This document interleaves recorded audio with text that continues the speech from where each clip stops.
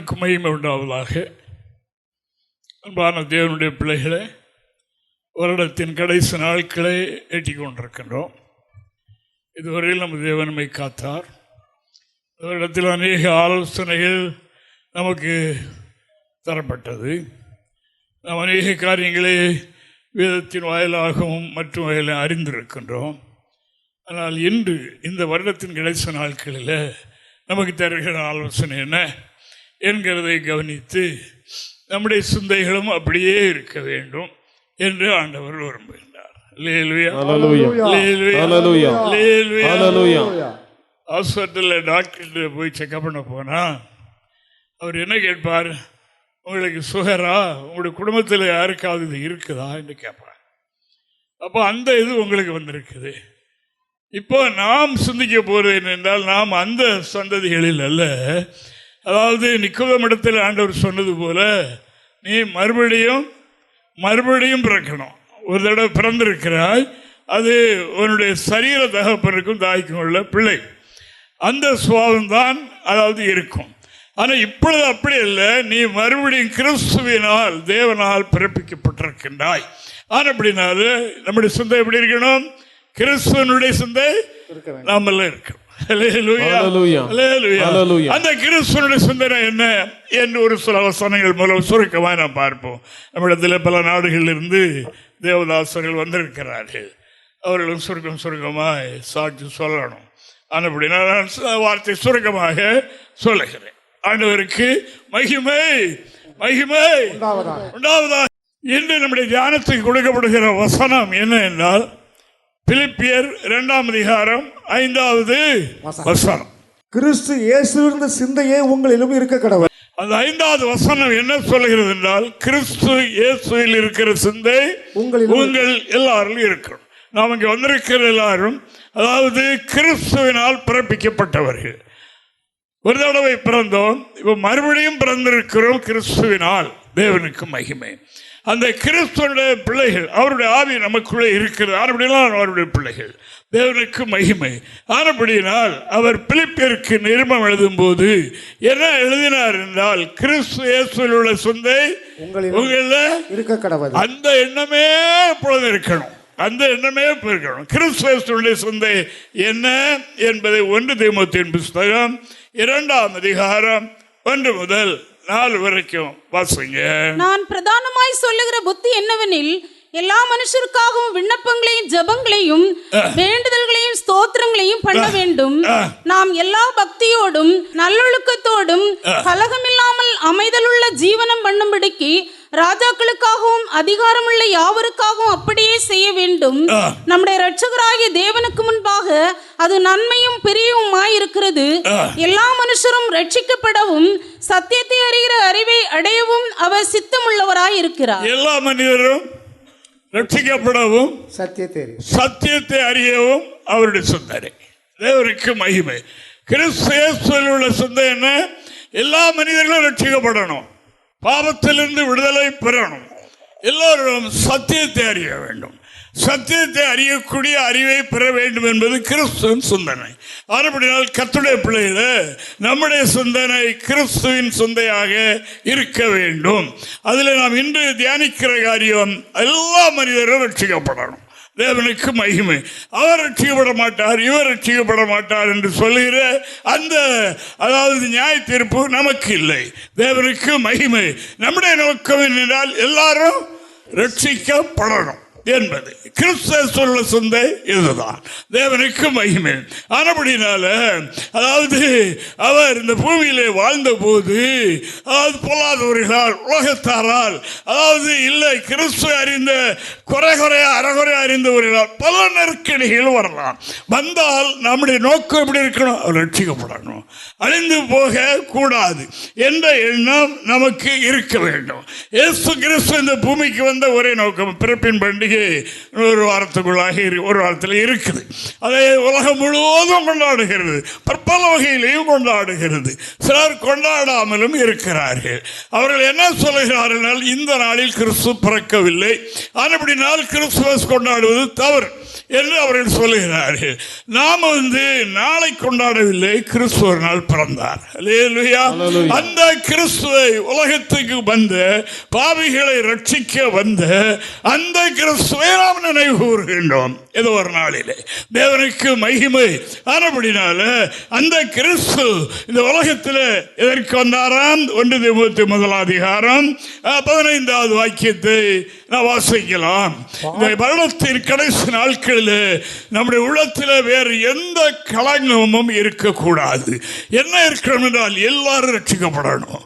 எல்லாரும் சத்தியத்தை, மெய் சத்தியத்தை, பாவத்திலிருந்து விடுதலை பெறக்கூடிய அந்த ஐக்கிய அந்த சத்தியத்தை அறிய வேண்டும் என்றே நம்முடைய சிந்தனை இருக்க வேண்டும் என்று வேதம். அவர்கள் எப்படிப்பட்டவர்களாக இருந்தாலும் சரி, அவர்கள் யாராயிருந்தாலும் சரி, நம்முடைய சிந்தை கிறிஸ்துவுடைய சிந்தையே இருக்கணும்.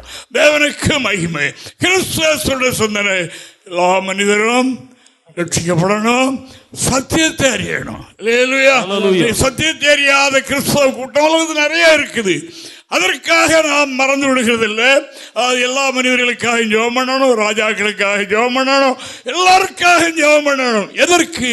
அவர்கள் ரட்சிக்கப்படணும். இயேசுவை பற்றி அறியக்கூடிய, ரட்சிக்கப்படக்கூடிய சத்தியத்தை அவர்கள் அறியணும். அதற்கு அந்த சிந்தையே நம்மில் எப்பொழுதும் இருக்கணும். வாசிங்க பாப்போம். பாவிகளை ரட்சிக்க கிறிஸ்து இயேசு உலகத்தில் வந்தார் என்கிற வார்த்தை உண்மையும் எல்லா அங்கீகரிப்புக்கும் பாத்திரமும் ஆனது. இயேசு உலகத்துக்கு வந்தார் என்கிறதை நினைவு கூர்ந்து இன்று உலகம் முழுதும் கொண்டாடுகிறது. ஒரு கிறிஸ்துமஸோட நாங்கள் லண்டனில் இருந்தோம். லண்டனில் அங்கே எல்லா ஒரு மாதத்துக்கு முன்னால் என்ன கோலாகலங்கிற ரோடெல்லாம் சொர்க்க மாதிரி ஆக்கி என்னெல்லாமோ பண்ணுகிறார்கள். ஆனால் கிறிஸ்து வந்த நோக்கம் நடக்கவில்லை. நடக்கவில்லை. கிறிஸ்து வந்த நோக்கம் மக்கள் ரட்சிக்கப்படணும், சத்தியத்தை அறியணும். இந்த ரெண்டுமே இன்றைக்கு இல்லையே.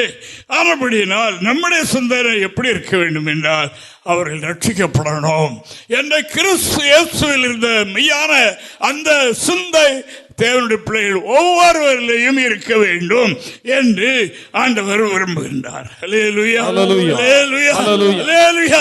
அவருடைய நோக்கமே அதுதான். அப்போஸ்தலனாகிய பவுல் சவுலா இருந்த காலத்தில், அதாவது அவர் அதாவது பக்தியற்றவர் அல்ல, நியாயப்பிரமாணத்தை நன்கு கற்றவர், கை கொண்டவர், மிகவும் பக்திமானவர் என்று நாம் காணுகின்றோம். இயேசு கிறிஸ்துவை கும்பிடுகிறவர்கள் அவர் ஏன் துன்பப்படுத்தினார் என்றால் அவர்கள் ஒரு மனித மார்க்கத்தை பின்பற்றுகிறார்கள். அப்படினால அவர் தேவன் அல்ல என்ற அந்த நோக்கத்தோடு கிறிஸ்துவ பிள்ளைகளை அவர் மிகவும் கொடுமைப்படுத்தினார். மாத்திரம் தேவான் கொலை செய்யப்படுவதற்கும் அவர்தான் ஒரு மூல காரணமாக இருந்தார் என்று வேதம் சொல்லுகின்றது. ஆனாலும் தேவன் அவரை அழித்து போட விரும்பவில்லையே. தேவனுக்கு மகிமை. அவருடைய நோக்கம் என்ன? ரட்சிக்கப்படணும். அல்லேலூயா. அவனை ரட்சிக்கணும். அறியாமையினாலே செய்கிறான். அறியாமையினாலே சத்தியத்தை விட்டு போய்விட்டான். அறியாமையினாலே ரட்சிப்பை இழந்து விட்டான். அதற்கு பிறகு என்ன நடக்கப் போகிறது என்று அவனுக்கு தெரியவில்லையே என்று அறிந்தவர் இயேசு ஒருவர் தான். அல்லேலூயா. அவருக்கு தான் மர்மையை பற்றி, மரணத்துக்கு பிறகு மனிதனுடைய வாழ்க்கை என்ன என்று அறிந்தவர். ஆனபடினால அவன் தண்டிக்கப்படவோ அழிந்து போகவோ அவர் விரும்பாமல், அவர் என்ன விரும்புகிறார்? சிந்தனை என்ன? ரட்சிக்கப்படணும். அந்த ரட்சிக்கப்படுவதற்குரிய சத்தியத்தை அவன் அறியணும் என்பதே கிறிஸ்துவனுடைய சிந்தையாக இருந்தது. அப்போஸ்தலனாகிய பரிசுத்த பவுல் அவர் நியாயப்பிரமாணத்தை கற்றுக்கொண்டிருந்த காலத்தில் தன்னை ஒரு புனிதராக தானே இருந்தார். இயேசுவினுடைய அன்பு ஒரு நாள் அவரை சந்தித்த பிறகு அவர் என்னை எப்படி உணர்ந்தார்? என்ன உணர்ந்தார்? பாவியிலும் பிரதான பாவி நான் என்று அவர் உணர்ந்தார். நான் கொடிய பாவம் செய்து விட்டேன். இதுதான் இயேசுவின் அன்பு. ஆண்டவர் அவரை ரட்சிக்க வேண்டும் என்று சிந்தை கொண்டார், விரும்பினார். மிக்கப்பட்ட தேவனுடைய பிள்ளைகளை நம்மை ரட்சித்த ஆண்டவர் அப்படிப்பட்டவர்களை ரட்சிக்கணும் என்பதே நம்முடைய சிந்தையாக இருக்கணும். அந்த சிந்தையுடையவர்களாக இருக்கணும். அதைத்தான் பிலிப்பியருக்கு அங்கே அப்போஸ்தலன் எழுதும் போது எழுதினார். உங்களுடைய எல்லா சிந்தைகளும் அப்படி இருக்கட்டும். உங்களுக்குள்ளே பாகுபாடு வேண்டாம். அல்லது பக்கத்து வீட்டுக்காரர்கள் இப்படி செய்கிறார்கள் என்று எண்ணி நீங்கள் அவர்களுக்கு விரோதமாய் பாஸ்டரிங் போட்டு ஜெபம் பண்ண வேண்டாம். அவர்களை தண்டித்து போடும் என்று சொல்ல வேண்டாம். எப்படி சிந்திக்கணும்? ரட்சியம். அவர்களை இது கிறிஸ்து இயேசுவில் இருந்த மெய்யான சிந்தை, அவருடைய விருப்பம் என்ன நாம் காணுகிறோம். அவரை பற்றி நாம் அவர் சவலாக இருந்த போது அவர் எங்கே போகிறார் பாருங்க. அதாவது இன்னும் ஏற்கனவே பிள்ளைகளை துன்பப்படுத்தி கொண்டிருக்கின்றார். இப்பொழுதும் அவர் எங்கே போகிறார்? ஜெபாலயங்களில் போய் கூடுதல் அதிகாரம் பெற்று இவர்கள் எல்லாம் இயேசுவை யார் ஆராதிக்கிறார்களோ, யார் யார் இயேசுவை பற்றி அறிவிக்கிறார்களோ அவர்களை தண்டிக்கணும், அவர்களை சிறையில் அடைக்கணும், கொலை செய்யணும் என்ற அதிகாரத்தோடு நாம் இந்த செயல்படணும் என்று போய்கொண்டிருக்கும் போது தேவன் அவரை அழிக்கவில்லை. என்ன செய்தார்? அப்போஸ்தலர் 9ஆம் அதிகாரம் 1 முதல் 6 வரைக்கும். சவுல் என்பவன் இன்னும் கர்த்தருடைய சீஷரை பயமுறுத்தி கொலை செய்யும்படி சீறி பிரதான ஆசாரியரிடத்துக்கு போய், இந்த மார்க்கத்தாராகிய புருஷரை ஆகிலும் ஸ்திரீகளை ஆகிலும் தான் கண்டுபிடித்தால் அவர்களை கட்டி எருசலேமுக்கு கொண்டு வரும்படி தமஸ்குவில் உள்ள ஜெபாலயங்களுக்கு நிருபங்களை கேட்டு வாங்கினான். அவன் பிரயாணமாய் போய் தமஸ்குவுக்கு சமீபித்த போது சடுதியிலே வானத்திலிருந்து ஒளி அவனை சுற்றி பிரகாசித்தது. அவன் தரையிலே விழுந்தான். அப்பொழுது சவுலே சவுலே, நீ என்னை ஏன் துன்பப்படுத்துகிறாய் என்று தன்னுடனே சொல்லுகிற ஒரு சத்தத்தை கேட்டான். அதற்கு அவன், ஆண்டவரே நீர் யார் என்றான். அதற்கு கர்த்தர், நீ துன்பப்படுத்துகிற இயேசு நானே. தேவனுக்கு மகிமை. தேவனுடைய பிள்ளைகளை நீ துன்பப்படுத்துகிறாய், அவர்களை அல்ல என்னை துன்பப்படுத்துகிறாய் என்று சொல்லி இப்ப நான் என்ன செய்யணும் என்று அவர் கேட்கிறார். அவருக்கு தெரிஞ்சிட்டு, ஏதாவது ஆண்டவர் சந்தித்திட்டார், நான் போகிற வழி தவறு என்ற ஒரு மனம் திரும்புதலை கர்த்தர் கொடுத்து, யாரை துன்பப்படுத்த விரும்பினாயோ அங்கே போ, நீ என்ன செய்யணும்னு சொல்லப்படும். அங்கே அனனியாவிடத்தில் கர்த்தர் பேசினார். தேவனுக்கு மகிமை. இப்படி சவலை சந்தித்திருக்கிறேன், அவன் என்ன வீட்டில் இருக்கிறான், போய் கதவை தட்டு போய் ஜெபம் பண்ணிக்கிட்டு இருக்கிறான் என்னெல்லாம் சொன்னார். அதற்கு அவர் என்ன சொன்னார்? ஆண்டவரே, அது எப்படி அவன் கொடிய மனிதன் ஆச்சுது, உடைய பிள்ளைகளை அடிக்கவும் தண்டிக்கவும் கொலை செய்யவும் அல்லவோ அவன் அதாவது அதிகாரமுடையவனாயிருக்கிறான். இல்லை, அவனை நான் சந்தித்திருக்கிறேன், அவனை நான் ரட்சிக்க போகின்றேன், அவனை சந்தித்திருக்கிறேன் என்று ஆண்டவர் சொன்னார். தேவனுக்கு அவருடைய சொந்த என்ன, இவ்வளவு கொடிய பாவியாயிருந்த போதில் அவருடைய ஒரே நோக்கம் அவனை சந்தித்து அவனை கொண்டு பெரிய காரியங்களை செய்யணும், அவனை கொண்டு அநேகருக்கு கிறிஸ்துவை அறிவிக்கணும் என்று ஆண்டவர் சுத்தம் கொண்டு அவனை ஒரு கருவியாக எடுப்பதற்காக சுத்தம் கொண்டு அந்த பாவியை ரட்சிக்க விரும்பினார். தேவனுக்கு மகிமை. இந்த சவுல் என்ன, அந்த பவுல் தன்னுடைய ஜீவகாலம் முழுவதும் அதை மறக்காமல் தனக்கு நெருக்கம் வரும்போதெல்லாம் சேவானை கொலை செய்ய காரணமாக இருந்தேனே, நான் தேவனுடைய பிள்ளைகளை துன்பப்படுத்தினேனே, அது இப்பொழுது எனக்கு வருகிறது என்று உணரத்தக்கதான ஒரு மனிதனாக மாறிவிட்டார். கிறிஸ்துடைய பிள்ளைகளை இந்த வருடத்தின் கடைசி நாட்களில் நாம் அறிந்து கொள்ள வேண்டிய காரியம், கிறிஸ்துவோட சிந்தை நம்மில் இருக்கணும். கிறிஸ்துவ சிந்தை நம்மில் இருக்கணும். என்கிட்ட கூட சிலர் பல தடவை கேட்டிருக்கிறார்கள், நம்மவர்கள், இவ்வளவு நடக்குது, கடவுள் என்ன பேசாம இருக்கிறார், ஒரு காரியமும் நடக்கலையே, அதற்கு அவர் எதுவுமே செய்யவில்லையே, அதனால அவங்க மிஞ்சி போகிறாங்க. அப்ப நான் கும்பிடுகிறது கடவுள் என்றவர்கள் எப்படி தெரியும்? உடனே எதையாவது செய்துட்டாருன்னா அது எப்படி நம்ம ஆண்டோட நாம் மகிமைப்படுமே என்று நம்முடைய சிந்தை.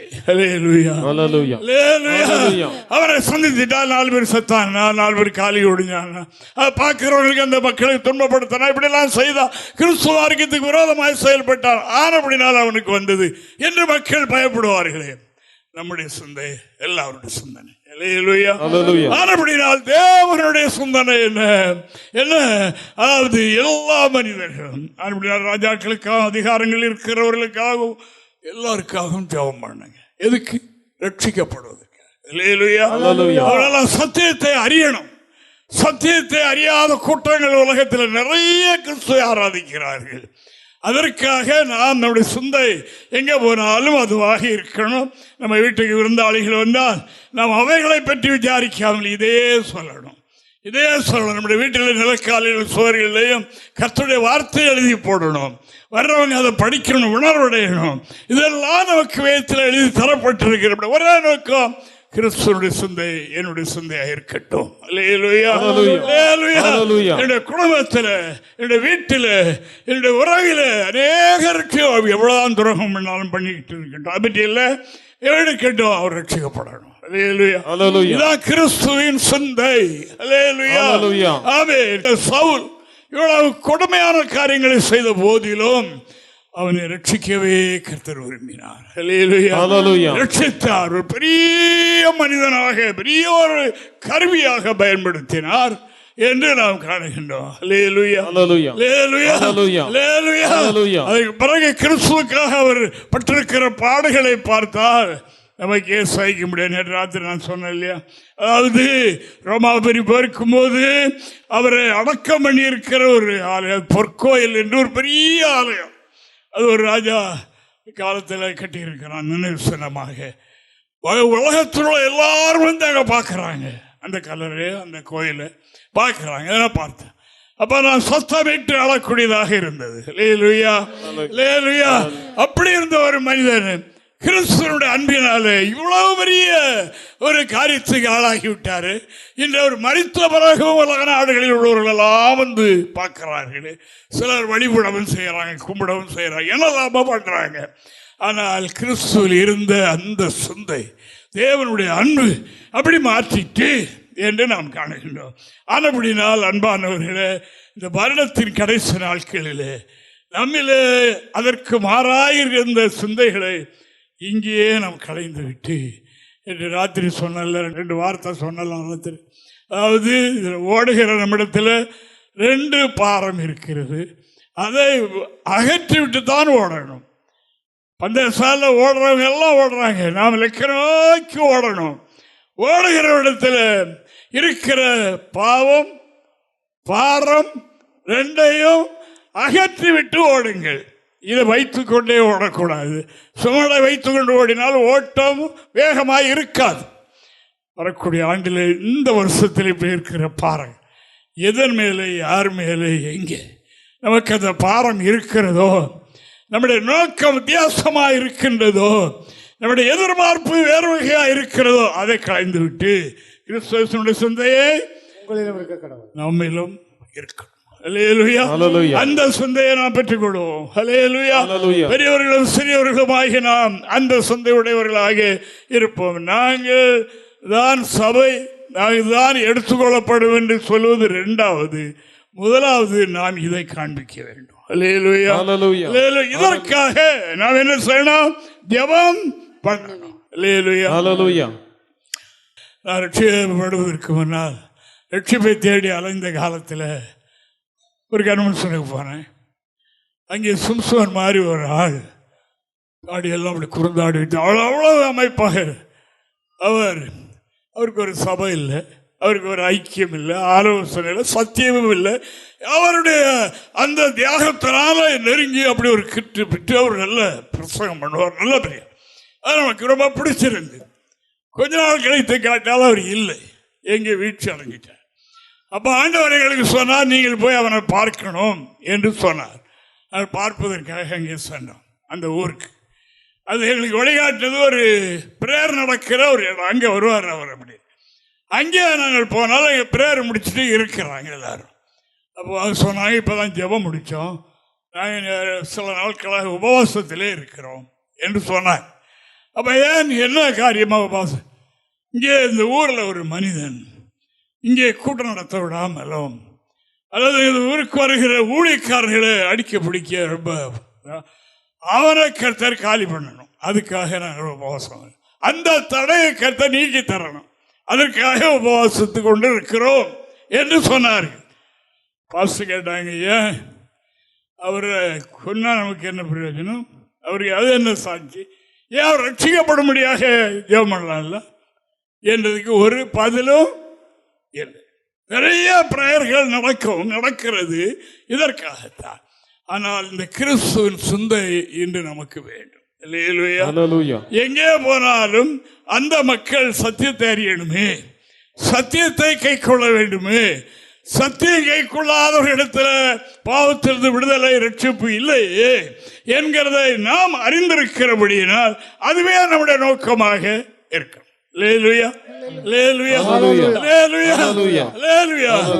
ஆண்டவராய் இயேசு கிறிஸ்து சிலுவையில் தன்னுடைய ஜீவனை விடுகிறதற்கு முன்னால் கடைசி நேரத்தில் பிதாவினிடத்தில் ஒரு மன்றாட்டு பண்ணினார். தேவனுக்கு மகிமை. அதாவது ஆண்டவராகி தேவன் ஜீவனை விடுகிறதற்கு முன்னால் பூமி எங்க அந்தகாரம் உண்டாயிற்று, ஒரே இருட்டு. எதற்காக? நம்மை படைத்த அனைத்தையும் படைத்த சர்வ வல்லவரை நிர்வாணமாக சிலுவையில் தொங்க விட்டிருக்கிறார்கள் என்று அத்தனையும் வரைந்து ஒளி கொடுக்காமல் போயிட்டு ஒருவர் பார்க்க முடியாது இருட்டு.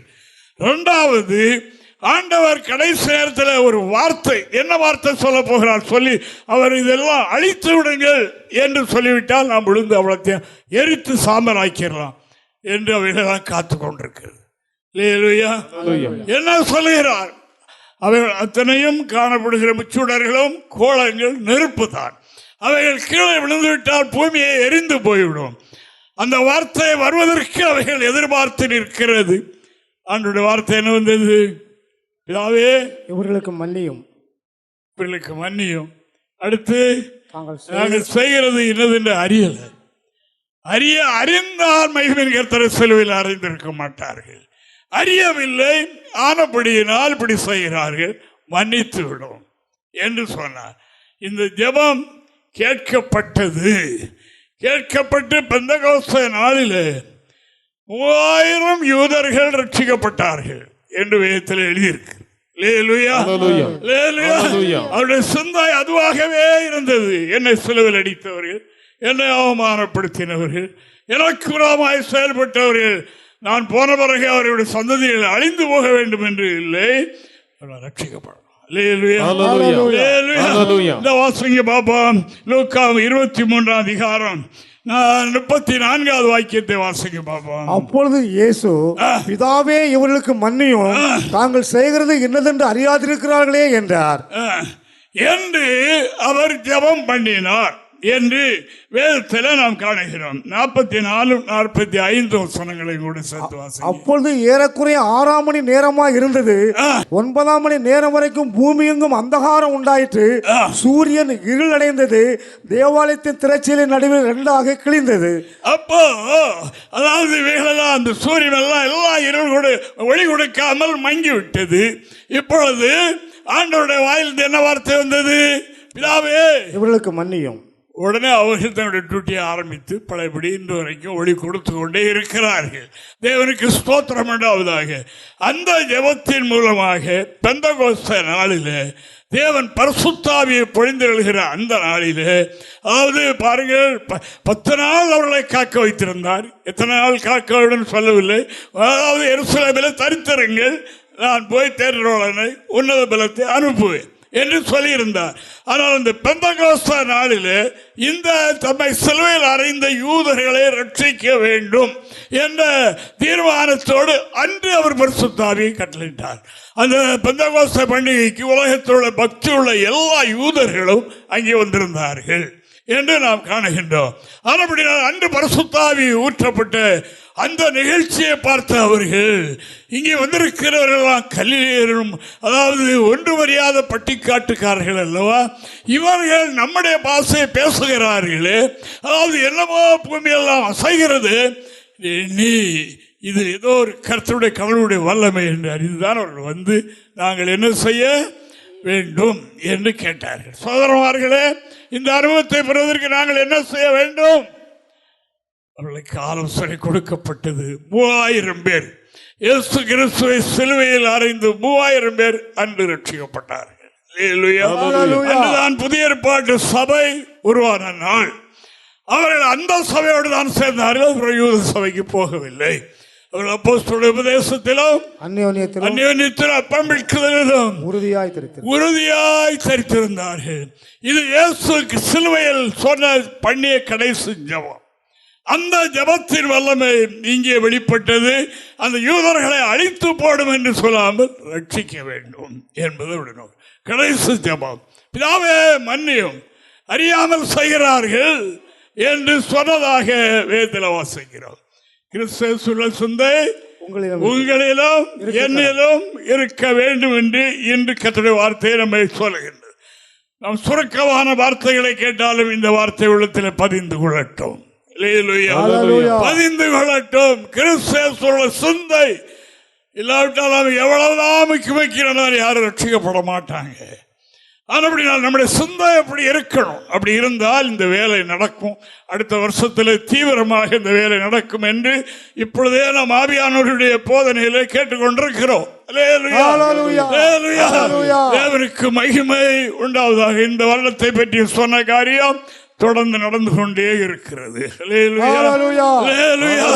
தேவன் மகிமைப்படுவதாக. அப்படினால் தேவனுடைய பிள்ளைகளே, இன்று நமக்கு தருகின்ற ஆலோசனை என்னவென்றால், கிறிஸ்துவுள்ள சிந்தையே நம்முடைய சிந்தையாயிருக்கணும். நாம் பழைய வம்சவழியில் உள்ளவர்கள் எல்லாம் அது மாம்சவழி. அவர் மாம்சமற்றவர்களுக்கு நாம் பிறந்தோம். அவர்களுடைய சிந்தனை நம்மில் இருந்தது. அப்படிதான் சொல்வார்கள், அவங்க அப்பா குணம் அப்படியே இருக்குது இந்த பையன்கிட்ட என்று சொல்வார்கள். ஆனால் மறுபடி இயேசுவினுடைய ஜீவனாலே பிறப்பிக்கப்பட்ட நமக்குள்ளே இந்த சுபாவம், கிறிஸ்துவனுடைய சுபாவம் நமக்குள்ளே இருக்கணும். கிறிஸ்துடைய சுபாவத்தில் ஒண்ணு என்னது? எல்லாரும் ரட்சிக்கப்படணும், எல்லாரும் சத்தியத்தை அறியணும் என்ற அந்த சுபாவம் தான் கிறிஸ்துவுக்கு. அந்த வாரிசுல நாம் இருக்கிறபடியினால் அன்பான தேவனுடைய பிள்ளைகளை, அந்த கிறிஸ்துவின் ஆவி நமக்கு உள்ளே இருக்கிறபடியினால் நம்முடைய சிந்தை நம்மளை பார்க்கவும் சொல்லணும், இந்த ஆள் யாரு? கிறிஸ்துவனா இருக்கிறார். நம்முடைய பிரதர் ஒரு நாள் அருப்புக்கோட்டையிலிருந்து வள்ளியூர் ஆராதனைக்கு வருவார். வரும்போது ஒரு சாக்குக்கு கோணி பேக்கு, அதில் பைபிள், 2-3 நாள் தங்குற ட்ரெஸ் எல்லாம் கொண்டு வருவார். ஒரு நாள் அவர் பஸ்ஸில் வரும்போது பக்கத்தில் ஒருவர் இருந்திருக்கார். பைபிளுக்கு அடியில் வச்சுருக்கார், மேலே ட்ரெஸ் மேலே சாதாரண ட்ரெஸ் போட்டிருக்கிறார்.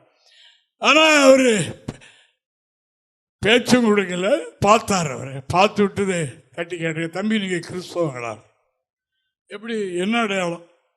பைபிளும் இல்லை, ஒன்றும் இல்லை, உங்களை பார்த்தாலே தெரியுது, உங்களுடைய சாயலை பார்த்தாலே நீங்க கிறிஸ்தவங்க என்று எனக்கு அறிய முடியுது என்று அவர் சொன்னார்னு அவர் சொல்வார். பாஸ்டா இருக்கிறார்.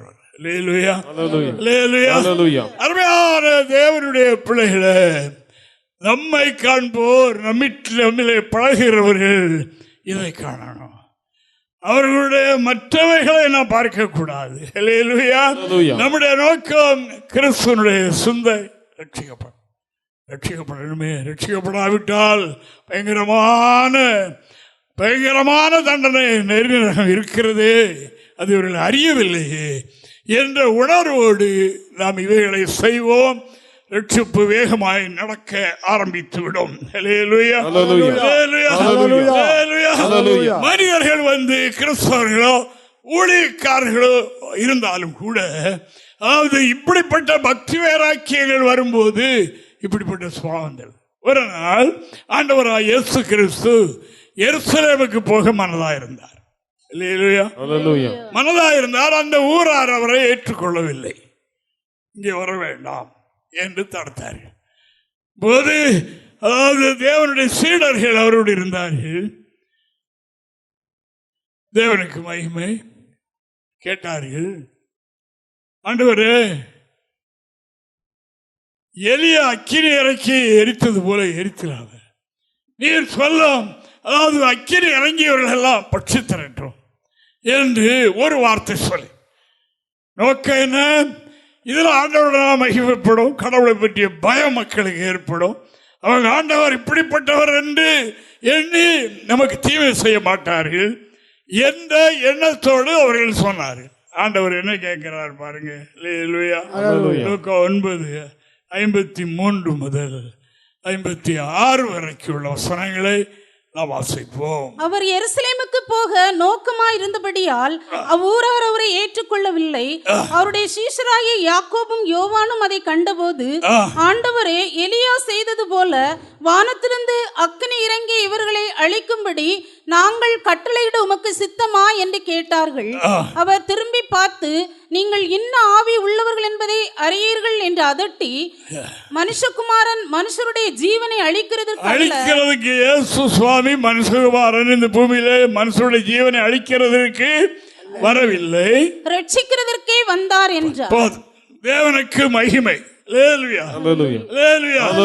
நீங்கள் எந்த ஆவியை பற்றீங்க? உங்களுக்குள்ள இருக்கிறது யாருடைய ஆவி? ஆனபடியினால் இன்ன ஆவி உடையவர்கள் என்று நீங்கள் அறியாதிருக்கிறீர்கள். ஆனபடியினால் மனுஷகுமாரன் மனிதர்களை அழிக்க வரவில்லை, ரட்சிக்க வந்தார். ஆனபடியால் இந்த சிந்தை நம்மிலே இருக்கணும். தேவ மனிதர்களுக்கும் இந்த வைராக்கியம் சில வேளையில் வந்துவிடும். ஆண்டவரே இதை உடனே செய்யும் மக்கள் மத்தியில் ஒரு பயம் ஏற்படும், ஒரு பயபக்தி ஏற்படும் என்று எண்ணுவார்கள். ஆனால் கர்த்தர் அப்படி செய்கிறதில்லை. அவர்கள் அறியாமல் செய்கிறார்கள், தாங்கள் செய்கிறது இன்னதென்று அறியாமல் இருக்கிறார்கள். இதனுடைய முடிவு என்ன என்பது அவர்களுக்கு தெரியாது. தெரிந்தால் செய்யவே மாட்டான் மனிதன். ஆனபடினால உங்களுடைய சிந்தை அவர்கள் ரட்சிக்கப்படணும் என்று இருக்கட்டும் என்று ஆண்டவர் சொன்னார் என்று நாம் காணுகிறோம். நேற்று கூட நான் நம்முடையவர்களிடத்தில் பேசிக் கொண்டிருந்தேன். கர்த்தராகிய தேவன் எவ்வளவு கொடிய பாவியா இருந்தாலும் உடனே அவனை அழிக்கிறதில்லை, ஒரு சந்தர்ப்பம் கொடுக்கிறார். அவன் மனம் திரும்பி விடுவானா, ரட்சிப்புக்குள்ள வந்துடுவானா என்று ஒரு சந்தர்ப்பம் கொடுக்கிறார். பாருங்க, ஆதி மனிதர்களை குறித்து நான் ரொம்ப ஆச்சரியப்பட்டேன் படிக்கும்போது. அதாவது ஆண்டவர் சொல்லியிருந்தார், நீங்கள் இந்த தோட்டத்தில் உள்ள எல்லாவற்றையும் அனுபவித்துக் கொள்ளுங்க, அந்த ஒரு மரத்தை மட்டும் அதில் உள்ள கனியை புசிக்க வேண்டாம் என்று சொல்லியிருந்தார். அவர் அதை செய்து விட்டார்கள். அவர் சாத்தானுடைய ஆலோசனை கேட்டு அதை செய்து விட்டார். அந்த மீறுதலுக்கு உட்பட்டு விட்டார்கள் என்று நாம் காணுகின்றோம். பட்டவுடனே தேவ மகிமை அவர்களை விட்டு போயிடுச்சு. இப்போ அவர்கள் என்ன செய்கிறார்கள்? ஒருவருக்கு வெட்கம், அவர்களுக்கு இப்போ பாவ உணர்வு எல்லாம் வந்து எங்கேயுமே ஒழிச்சுக்கிறாங்க. ஆண்டவர் வந்தார், வந்து கூப்பிட்ட போது அவர்கள் என்ன சொல்ல, ஆண்டவரே உங்களுடைய சத்தத்தை கேட்டு பயந்து தோட்டத்தில் ஒழிச்சு கிடக்கிறோம். வார்த்தை மீறினால் கர்த்தர் உடனே தோட்டத்தோடு வெளியே போங்க என்று சொல்லல, ஒரு சந்தர்ப்பம் கொடுக்கிறார். என்ன சந்தர்ப்பம்? நான் விளக்கின விருட்சத்தின் கனியை புசித்தீர்களோ, என்னுடைய வார்த்தையை மீறினீர்களோ என்று கேட்டார். என்ன செய்திருக்கணும்? ஆண்டவரே தெரியாம செய்தியா, மன்னிச்சிடும் என்று சொல்லியிருக்கணும் இல்லையா? அப்படி சொல்ல உடனே அதுக்கு தான் ஆண்டவர் எதிர்பார்த்தார். அந்த எதிர்பார்ப்பு அதுக்குத்தான் ஒரு சந்தர்ப்பம் கொடுத்தார். அவர்கள் என்ன சொன்னாங்க? ஆண்டவரை குற்றப்படுத்தினாங்க. நீர் வந்து துணையா இருக்கும்படி ஒரு பெண்ணை கொடுத்தீர் இல்லவா, அவதான் அப்படி பண்ணது, அவதான் இந்த கனியை பறிச்சு தந்து சாப்பிடுன்னு சொன்னா சாப்பிட்டேன். அது நீர் தான், நீர் கொடுத்த பெண்ணுதானே. பாவத்தை ஒத்துக்கொள்ளல. அந்த அம்மாட்ட கேட்டா அந்த அம்மா சர்ப்பத்தின் மேல சாசு மேல தூக்கி போட்டாங்க. தேவனுக்கு மகிமை. அது எல்லா ஜீவன்களை விட தந்திரமானது, நீர் படைத்த இது மிகவும் தந்திரமானது. என்னை ஏமாத்திட்ட, பாவத்தை ஒத்துக்கொள்ளவில்லை. இதுல என்ன சொல்லுகிற, கடவுளுடைய சித்தம் எல்லா மனிதர்களும் ரட்சிக்கப்படணும். ஆதி மனிதனுக்கு அதைத்தான் கொடுத்தது, இன்றும் அதுதான். இன்னும் நமக்கு உணர்த்தப்படுகிற காரியங்களுக்கு காரணம் சொல்லவோ, அதுக்கு அவர்கள் தான் காரணம், இவர்கள் தான் காரணம், எங்கள் வீட்டுக்காரர் தான் காரணம், வீட்டுக்காரி தான் காரணம் என்று அல்லது இப்படி ஆக்கும். அதனால தான் அப்படி அது மறைக்கிறது, அது ஒத்துக்கொள்ளாத ஒன்று. அப்படினால் ஆண்டவர் சந்தர்ப்பங்களை தருகிறார், சொப்பனங்களை தருகிறார், ஆண்டவர் செய்கிறார் அல்லவா.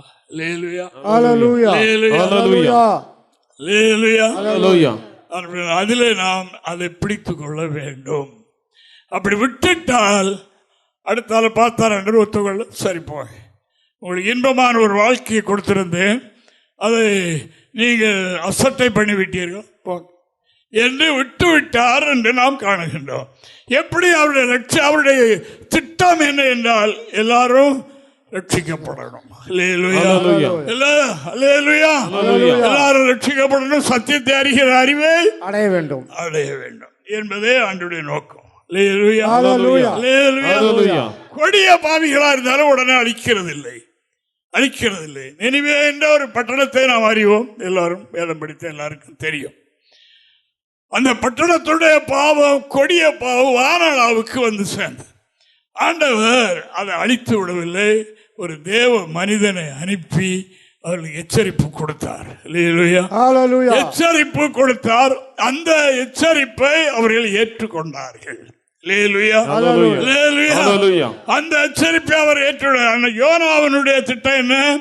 நாம் சொல்லணும், கடவுள் அந்த பட்டணத்தை அழிக்கணும். நம்முடைய தீர்க்க தரிசன வார்த்தை, நாம் சொன்ன வார்த்தை சரி என்று மக்கள் ஒத்துக்கொள்ளணும் என்ற எண்ணத்தோடு அவர் இருந்தார். அப்படியே அவர் போய் இந்த 40 நாள் பிரயாண தூரத்தை ஒரு நாள் மட்டும் பிரயாணம் செய்து இப்படி சொன்னார், 40 நாளில் இந்த பட்டணம் அழிய போகுது என்று சொல்லி. எதுக்கு? அழிக்கிறதுக்கெல்லாம் அவர்கள் மனம் திரும்பணும், அவர் ரட்சிக்கப்படணும் என்கிறதே கடவுளுடைய நோக்கம்.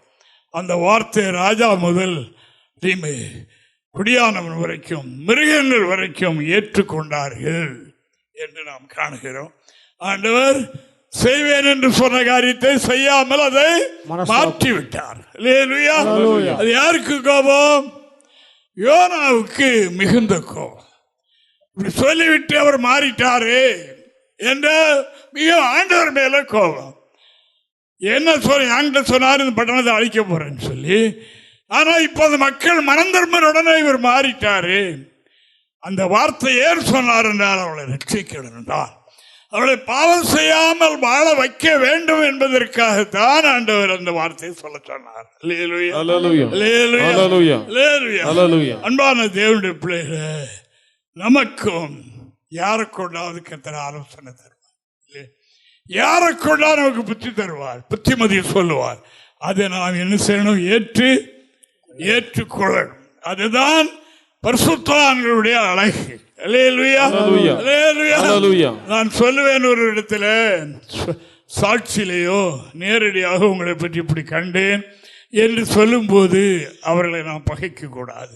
நான் சொல்லுகிற காரியம் என்ன என்றால், நேற்று கூட ராத்திரி ஒரு இடத்துல நான் பேசும்போது அதை சொன்னேன். அதாவது ஒரு சின்ன பிள்ளையா இருக்கட்டும், நம்முடைய பாவத்தை சொல்லிவிட்டால் உடனே தலைவணை, அது கையை பிடித்து என்னுடைய குறையை சொல்லி தந்து விட்டாயே என்றது கையை முத்தம் செய்ய வேணும். நீ சொல்லித்தராவிட்டால் நியாய தீர்ப்பிலே கொண்டு என்னை நிறுத்த வேண்டிய சூழ்நிலை வந்து விடுமே, நான் அந்த கொடிய தண்டனைக்கு ஆளாகி இருப்பேனே, இந்த பாவத்தை இந்த சின்ன பிள்ளை கொண்டு கருத்து சொல்லி தந்துட்டாரு என்று அப்படி எண்ணணும். ஆண்டவருடைய நோக்கம் நம்மை ரட்சிக்க. அந்த தண்டனைக்கு போக நமக்கு ஏற்று இருப்போம் என்று சொன்னால் நாம் அதிலிருந்து விடுதலை பெற முடியாது. இதை நாம் கவனத்தில் வைத்துக் கொண்டு இந்த வருடத்தின் கடைசி நாட்களிலே நமக்கு எங்கே என்ன நிலையில் நாம் தப்பான எண்ணத்தில் இருக்கிறோமோ, யாரை பற்றிய பாரம் நமக்கு இருக்கிறதோ, பாரம் என்றால் அவர்கள் மேலுள்ள, அதாவது அவர்கள் நமக்கு விரோதமாய் செய்த குறை, இவைகளை சுமந்து கொண்டிருக்கின்றோமோ அவைகளெல்லாம் இன்று நாம் மாற்றணும். சிந்தனை அவர் கடைசியில ஜீவனை விட கொஞ்ச நேரத்துக்கு முன்னால் சொன்ன வார்த்தை, பிதாவே இவர்களுக்கு மன்னித்தேன். அந்த வார்த்தையை பிதா கேட்டார். கேட்டு பரிசுத்தாவி பொழிந்தவர்கள அன்று புதிய ஏற்பாட்டு சபை உருவான அன்றைக்கு அந்த இயேசுவை கொலை செய்ய காரணமாக இருந்த 3000 பேர் ரட்சித்தார் என்று வேதம் சொல்லுகின்றது. ஆனபடியினால் இன்று நமக்கு தருகிற ஆலோசனை இதுவாக இருக்கிறது. அவர் தேவனுடைய மனிதர்களை கொண்டு ஆலோசனை சொல்லுகிறார். தேசத்திற்கு மட்டுமல்ல, நமக்கும் நம்முடைய குடும்பத்துக்கும் ஆலோசனை தருகிறார். அதற்கு நாம் எதிர்த்து நின்றால் அந்த ரட்சிப்பு நம்மில் உண்டாக காலதாமதம். இங்க பாருங்க, இந்த யோனா அந்த நினிவே பட்டணத்துக்கு பிரசங்கம் பண்ணினார் பாருங்க. அந்த பிரசங்கத்தினுடைய எஃபெக்ட பாருங்க. யோனா தீர்க்கதரிசியின் புஸ்தகம் 3ஆம் அதிகாரம் 10வது வாக்கியத்தை வாசிங்க. அவர்கள் தங்கள் பொல்லாத வழியை விட்டு திரும்பினார்கள். யோனாவினுடைய ஒரு வார்த்தையை வைத்து அவர்களுடைய பொல்லாத வழிகளை விட்டு திரும்பினார்கள் என்று கண்டு தேவன் அவருடைய கிரியைகளை பார்த்து தாம் அவர்களுக்கு செய்வேன் என்று சொல்லியிருந்த தீங்கை குறித்து மனஸ்தாபப்பட்டு அதை செய்யாதிருந்தார். தேவனுக்கு மகிமை. தண்டனையை மாற்றிட்டார்.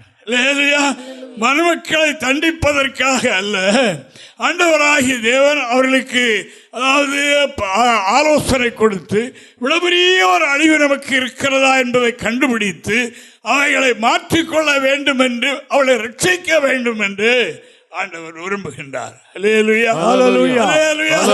இதை பார்த்து கொண்டிருந்த யோனா என்ன செய்கிறார் பாருங்க. யோனா ஆண்டவரிடத்திலே முறையிடுகிறார். 4ஆம் அதிகாரம் 1 முதல் 4 வரை. யோனாவுக்கு இது மிகவும் விசனமாயிருந்தது. அவன் கடும் கோபம் கொண்டு கர்த்தரை நோக்கி விண்ணப்பம் பண்ணி, கர்த்தாவே, நான் என் தேசத்தில் இருக்கும் போதே நான் இதை சொல்லவில்லையா? இது நிமித்தமே நான் முன்னமே தர்சீசுக்கு ஓடி போனேன். நீர் இரக்கமும் மன உருக்கமும் நீடிய சாந்தமும் மிகுந்த கிருபையும் உள்ளவரும் தீங்குக்கு மனஸ்தாபப்படுகிறவருமான தேவன் என்று அறிவேன்.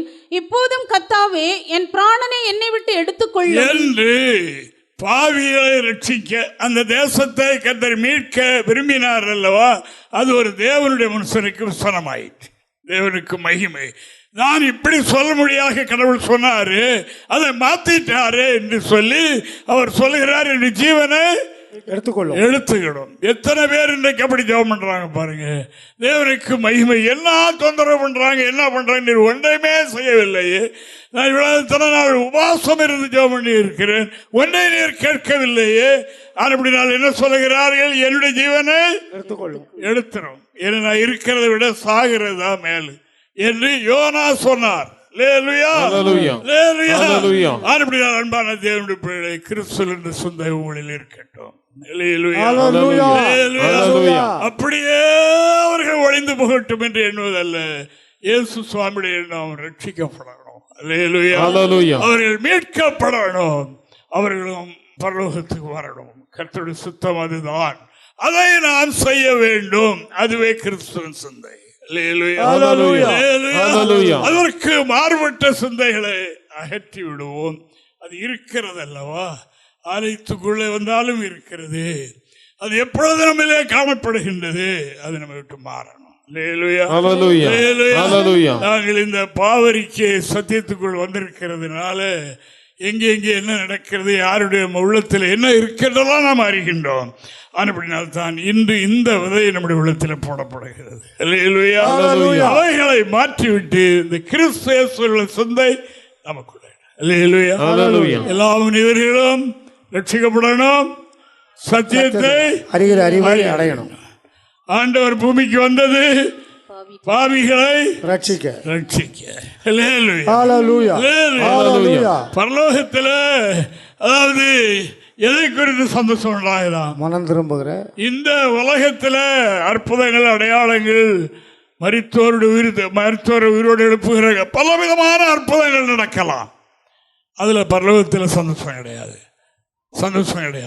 இயேசு சுவாமி 70 சீடர்களை தெரிந்து கொண்டு 2 பேர் அவர்களுக்கு அதிகாரம் கொடுத்து, பிசாசின் வல்லமைகளை மேற்கொள்ள உங்களுக்கு நான் அதிகாரம் தருகிறேன். அப்படியே போனாங்க. போய் சொன்னா பிசாசெல்லாம் ஓடுது, நோயெல்லாம் சுகமாகுது. ஆண்டவரத்தில் வந்து, ஆண்டவரே நான் உங்களுடைய நாமத்தை சொன்னோம், இவ்வளோ பெரிய புதுமையெல்லாம் நடக்குது அப்படின்னு சொன்னேன். ஆண்டவர் சொன்ன, இதை குறித்து சந்தோஷப்பட வேண்டாம். இதனால சந்தோஷப்படுகிறது இல்லை. தேவனுக்கு மகிமை. பின்ன எதனால சந்தோஷப்படுகிறதா? பரலோகத்தில் இங்கே ஒரு பாவி மனம் திரும்பும் போது, இங்கே ஒரு பாவி ரட்சிக்கப்படும் போது, பரலோகத்தில் தூதர்களுக்கு முன்பாக சந்தோஷம் உண்டாது. வேற ஒன்றிலும் சந்தோஷம் கிடையாது. நாம் எவ்வளவோ பெற்றிருக்கலாம், எவ்வளோ இருக்கலாம், அது சந்தோஷம் கிடையாது. இயேசுவின் நாமத்துக்காக நாம் எவ்வளோ பெரிய காரியங்களை செய்திருக்கலாம், அது சந்தோஷம் அல்ல. சந்தோஷம் ஒரு பாவி மனம் திரும்பி நரகத்துக்கு தப்பிடுறானே, ஒரு பாவி நரகத்துக்கு போகாமல் விடுதலை பெற்றதானே, சாத்தானுடைய திட்டம் முறியடிக்கப்பட்டது என்ற நிலையில் பரலோகம் களி கூறுகிறது. அந்த வேலையை நாம் செய்ய வேண்டும். ரட்சிக்கப்பட்ட தேவனுடைய பிள்ளைகளுடைய நோக்கம், நம்முடைய சிந்தை அதுவா இருக்கணும். அது அந்த காரியத்தின் நிமித்தம் பரலோகத்தில் நம்மை குறித்து சந்தோஷம் உண்டாகும். என்னுடைய பிள்ளை ஒரு பாவியை மனம் திரும்ப செய்துட்டாங்க. நீண்ட நாட்களாக ஒரே ஆலயத்துக்கு வந்து ஐக்கியம் இல்லாமல் இருந்தவர்கள் இன்று மனம் திரும்பி விட்டார்களே. என்று சொல்லி அங்கே களி கூறுதலாம். தூதர்களுக்கு முன்பாக பெரிய மகிழ்ச்சி உண்டாது என்று லூக்கா 15ஆம் அதிகாரம் 10வது வாக்கியத்தில் நான் வாசிக்கும் போது இப்படி நான் வாசிக்கிறோம். அதுபோல மனம் திரும்புகிற ஒரே பாவிய நிமித்தம் தேவதூதருக்கு முன்பாக சந்தோஷம் உண்டாக இருக்கிறது என்று உங்களுக்கு சொல்லுகிறேன். தேவதூதர்களுக்கு முன்பாக சந்தோஷம் உண்டாயிருக்கிறது. ஆண்டவருடைய சீடர்களே சொன்னாங்க, பேய் ஓடுவதை பற்றி சொல்லும் போது அப்படி எல்லாம் அற்புதம் நடக்குது என்று சொன்னார்கள். இல்லை, அதற்காக சந்தோஷப்படாதீங்க. உடைய நாமம் பரலோகத்தில் எழுதி இருக்கிறதற்காக சந்தோஷப்படுங்க.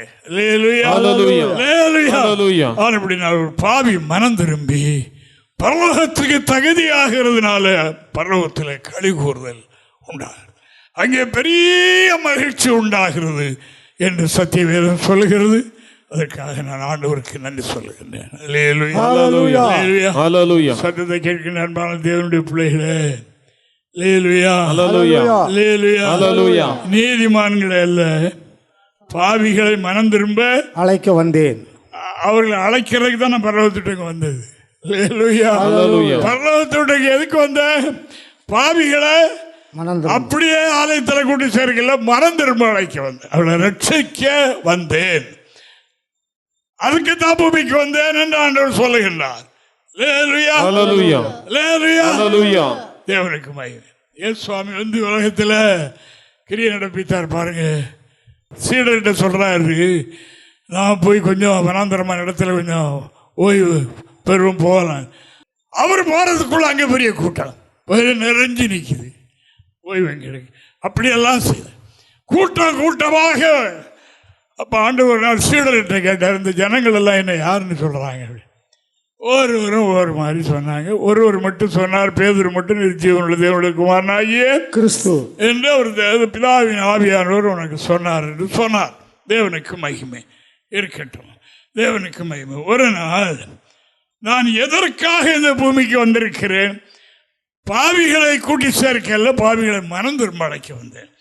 நான் செய்கிற அற்புதத்திற்காக அப்பம் தின்று திருப்தியானதுக்காக நீங்கள் என்னை பின்பற்றுகிறீர்கள், அதற்கு நான் வரவில்லை என்று பிரசங்கித்து விட்டு தலையை நிறுத்து பார்த்தார். ஒருவரையும் காணல.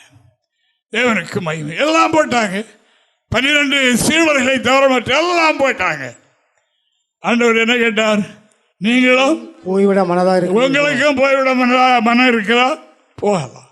நான் வந்த நோக்கம் இதுதான், பாவிகளை மனம் திரும்ப அழைக்க வந்தேன். உலக நன்மைக்காக என்னை பின்பற்றுகிற இந்த காரியத்திற்காக அல்ல என்று சொன்னார். அதுதான் பேதுரு சொன்னார், ஆண்டவரே நித்திய ஜீவன் யாரிடத்துல போவோம்? நாங்கள் இடத்துல வந்திருக்கிற ஒரே நோக்கம் நித்திய ஜீவ வசனங்கள். உம்மிடத்துல நித்திய ஜீவ வசனங்கள் உண்டு, அதுக்கெல்லாம் வந்திருக்கிறோம். தேவசலேமுக்கு எதுக்கு வந்திருக்கிறோம்? அதுக்காக தான்.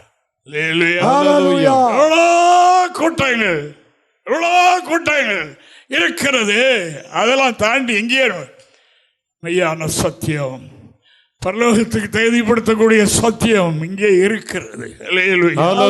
அதற்காக அல்லவோ வந்திருக்கிறோம். யாரும் போறவங்க போகட்டும், நீங்களும் போய்விட மனதா இருக்கிறீர்கள் என்று இயேசு கேட்டார். சத்தியத்துக்காக நிற்கிறவர்கள். தேவனுடைய பிள்ளைகளை, இன்று நாம் அறிகிற காரியம், கிறிஸ்துவனுடைய சிந்தையை நாம் தரித்துக் கொள்வோம். கிறிஸ்துவனுடைய சிந்தை எல்லாரும் ரட்சிக்கப்படணும். ராஜாக்களுக்காகவும் ஜெபம் பண்ணுங்க, அதிகாரிகளுக்காகவும் ஜெபம் பண்ணுங்க, உங்களை பகைக்கிறவர்களுக்காகவும் ஜெபம் பண்ணுங்க. அவர்கள் உங்களுடைய நோக்கம் எல்லாரும் ரட்சிக்கப்படணும் என்ற நோக்கத்தோடு செய்யுங்கள் என்று சொன்னார். அளவுகளை மனதில் வைத்துக்கொண்டு நீங்கள் இன்று உங்களுடைய உள்ளங்களில் பல காரியங்களை உணர்கிறீர்கள் என்று எனக்கு தெரிகிறது. அப்படினால் நீங்கள் அதற்கு மாறுபட்ட சுபாவம் நல்லா கேட்டுக்கிடுங்க. அவைகள் யார்கிட்ட இருக்குதோ அவர்களெல்லாம் இந்த வருடத்தோடு சரி பண்ணிக்கிடும். இந்த வருடம் அடுத்த வருடத்துக்குள்ள இதை கொண்டு போகக்கூடாது. இங்கே சரி பண்ணிடணும். அப்படி செய்கிறவர்கள் நிமித்தம் பரலோகத்தில் மிகுந்த சந்தோஷம் உண்டாயிரும். என்னுடைய பிள்ளைகள் கோயிலுக்கு நல்லா பாடினாங்க, எல்லாம் வசனம் வாசித்தாங்க, அப்படி செய்தாங்க, பணிவிடை செய்தாங்க, உதவி செய்தாங்க. அதல்ல, அது ரெண்டாவது. முதல் சந்தோஷம் நாம் மனந்தள். முதல் சந்தோஷம் நம்முடைய நோக்கத்தை கிறிஸ்துவுடைய சிந்தைக்கு மாற்றி அப்படி நாம் செய்ய வேண்டும். சரியா? அந்த மாதிரி செய்யுங்க. ஆண்டவர் என்னிடத்தில் ஃபர்ஸ்ட் பேசிய வார்த்தை என்னவென்றால், அதாவது ஒரு நாள் மாலையிலே 4:30 மணிக்கு என்னோடு பேசினார். பேசும்போது சொன்னார், நீ களவு செய்த பொருளை திருப்பி கொண்டு கொடு என்று சொன்னார். தேவனுக்கு மகிமை. 6 வயதில் விளையாட்டு போல ஒரு சம்மரில் கதை விட்டுட்டு இருப்பாங்க பெரிய ஆண்கள்லாம். பக்கத்தில் வந்து கதை கேட்கும்போது மடியிலிருந்து பீடி குடிக்க வச்சுருந்த தீப்பெட்டிக்கு விழுந்து, அந்த தீப்பெட்டியை திறந்து பார்த்தா 2 ரூபாவில் இருந்தது. அது என்ன செய்யணும்னு தெரியாது, என்னன்னு தெரியாது, அது என்ன ஆச்சரியம் எனக்கும் தெரியாது. அதை நான் கொடுக்கவில்லை. அவர் திரும்ப கொடுத்தாலும் அடிப்பார் பெரிய குடிகாரன். அப்படியே விட்டேன். இது 6 வயசில். என்னுடைய 25வது வயசில் கர்த்தர் சொன்னார், அதை கொண்டு திருப்பி ரட்சிப்பு என்றால் என்ன? அதை கொண்டு கொடுத்து விட்டு நான் போகும்போது நடந்து போனேன். வரும்போது பறந்து வந்த மாதிரி எனக்கு தெரிஞ்சது. பரலோகம் களி கூறுகிறது என்று எனக்கு தெரிஞ்சது. இதை செய்ததினால் 3 குடும்பத்தில் நான் ஒப்புரவாக வேண்டிய காரியம் இருந்தது. என்னுடைய குடும்ப இணைப்பில் எனக்கு அது கஷ்டமாகத்தான் இருந்தது. செய்து முடித்தேன். எனக்குள்ளிருந்து பரிசுத்த ஆவியானவர் களி கூற ஆரம்பித்தார். அவருடைய சபதத்தில் 4 மணி நேரம் 5 மணி நேரம் அவருடைய பிரியாத இணைப்பு என்ன தொடர ஆரம்பித்தார். பரலோகம் எப்பொழுது களி கூறும்? எப்பொழுது களி கூறும்? இவைகளை செய்யும் போதுதான். இதையெல்லாம் வைத்துக் கொண்டு நாம் கடவுளை ஆராதித்தால் எவ்வளவுதான் காரியங்களை நடப்பித்தாலும் பரலோகம் களி கூறாது என்பதை நான் உங்களுக்கு சொல்லிக் கொள்கிறேன். தேவனுடைய பிள்ளைகளை, இன்று கர்த்தராகிய தேவன் நமக்கு சொல்லித் தருகிற ஒரே வார்த்தை இதுவாக, இந்த வார்த்தையை நம்ம இதை தொடர்ந்து கிரியை செய்யட்டும். வேகமாய் இதை நடப்பிப்போம். பகையாகி நடிச்சுவரை அகற்றி விடுவோம். பகையாகி நடிச்சுவரை அகற்றி விடுவோம். நம்மை பிரிக்கிற ஒன்றே இதுதான். அக்கிரமும் பாவம் தான் கிறிஸ்துவோடு பிரிக்கும், வேற ஒன்றும் பிரிக்காது. யார் என்னை பிரிப்பான் என்று அப்போ சவால் விடுகிறார் அல்லவா? பிரிக்காது. ஜீவனை விடுகிற அந்த நிலை வந்தாலும் பிரிக்காது. ஆனால் எது பிரிக்கும் என்றால், நாம் செய்கிற இந்த இதுகள், இந்த அக்கிரம கிரியைகள், கடந்த காலத்தில் உலகில் மறைந்து போன பாவங்கள், இவைகளை உடனே நீக்கணும். நாம் இதை செய்வோம். பிள்ளைகள் பல இடத்துல சொல்லி இருக்கிறேன். நமக்கு ஒரு சகோதரி உண்டு, பக்கத்து கிராமத்தில் தான். அந்த ஊர் முழுவதும் அதை குறித்து சாட்சி கொடுக்கிறது. அந்த சகோதரியை குறித்து ஒரு வீட்டுக்கு போய் வந்திருப்பார்கள் நட்பு நிமித்தமாக. 2 நாளில் பிள்ளைக்கு கல்யாணம்.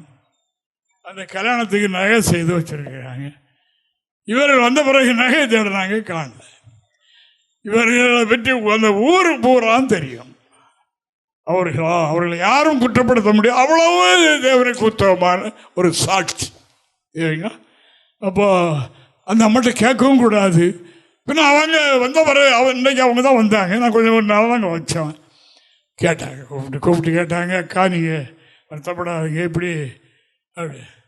அவங்களும் கோவப்படலை, சிரிச்சுக்கிட்டு அப்படியே சரி நான் ஜெபம் பண்ணுறேன் பண்ணால் இப்போ நகை வேணுமே அப்படி ஜெபம் பண்ணுறேன் சொல்லிட்டு வந்துட்டாங்க. தேவனுக்கு மகிமை. அல்லேலூயா. இதுதான் நம்ம சாட்சி. அல்லேலூயா. இவங்க வந்த பிறகு அவங்க ஒரு ஞாபகம் வந்து இன்னொரு இடத்துல தேடினாங்க. மறந்து போய் அதை இன்னொரு இடத்துல வச்சிருக்காங்க. இன்னொரு இடத்துல அதை வச்சிருக்காங்க. எல்லாம் அப்படியே இருக்குது, எடுத்துட்டாங்க. திருப்பி அந்த அம்மாவை கூப்பிட்டு வெக்கத்தோடு, உங்களை பற்றி தெரியும், அதனால் அவர்கள் சிரிச்சு அப்படியே நான் ஜெபம் பண்ணேன், கிடைச்சிடல, சந்தோஷம். அவ்வளோ ஊருக்கு தெரிந்து ஊருக்காரங்கெல்லாம் பின்னி எடுத்துட்டாங்க. உங்களிலும் என்னிலும் உண்டாகிற சாட்சி இதுதான். இவர்கள் எந்த சபையை சேர்ந்தவங்க, யாரு என்று கேட்கத்தக்கதாக ஒரு பெரிய மேட பிரசங்கத்தில் நடக்காது, இதில் நடந்துடும். ஒரு சமாரிய ஸ்திரீனுடைய வார்த்தை அந்த ஊரை அசைச்சிட்டு இல்லையா? அன்பான கர்த்தருடைய பிள்ளைகளை இன்று இதை மனதில் வைத்துக் கொள்ளுங்கள். நம்முடைய சபையில் கொடுக்கிற போதனை அதுதான், என்னோடு பேசுகிறதும் அதுதான். பேச்சு வீண், பிரசங்கம் விருதா, பின்னது சாதனையே மேல். பெரிய பேச்சு பிரசங்கம் பண்ணலாம், பண்ணலாம். கருணாநிதிட்ட கொடுங்க, வைகோட்டை கொடுங்க, பைபிள் அழகா பெரிய பிரசங்கம், எவ்வளவு அருமையா பிரசங்கம் தெரியுமா? அதல்ல சாதனை, ஜீவியம். கிரியை இல்லாத விசுவாசம் செத்து போனதை வச்சு என்ன செய்ய முடியும்? நம்ம கிரியுடைய விசுவாசம் உடையவர்களாக இருப்போம். நம்முடைய எண்ணங்கள் எல்லாம், நம்முடைய நோக்கங்கள் எல்லாம், நம்முடைய ஜீவியம் இப்படி இருக்கட்டும். கிறிஸ்துவின் சொன்னார், பிதாவே மன்னியும் என்று சொன்னார்கள் இயேசுவாமி. கடைசி நேரத்தில், அந்த நேரத்தில் இயேசுவனுடைய சிலுவையில் தொங்க வைத்துட்டு அவருடைய வஸ்திரத்தை பங்கு போடுறாங்க ஆளுக்கு கொஞ்சம். அதையும் அவர் பார்க்கத்தானே செய்கிறார். அப்படிப்பட்டவர்களுக்காகவும் ரட்சிகர், அவர்கள் லட்சியம் என்ற சிந்தை உடையவர். அந்த சிந்தை நம்மளே பயந்திருக்கட்டும். தொடர்ந்து மனதில் வைத்து வாசிப்போம், கிரியில் நடப்போம். வரக்கூடிய புதிய ஆண்டிலே நம்முடைய சிந்தைகளை இப்படி நாம் திருப்புவோம். இந்த திருப்புவோம் கிறிஸ்து சிந்தனை என்னில் உருவாகட்டும் என்று கேளுங்கள்.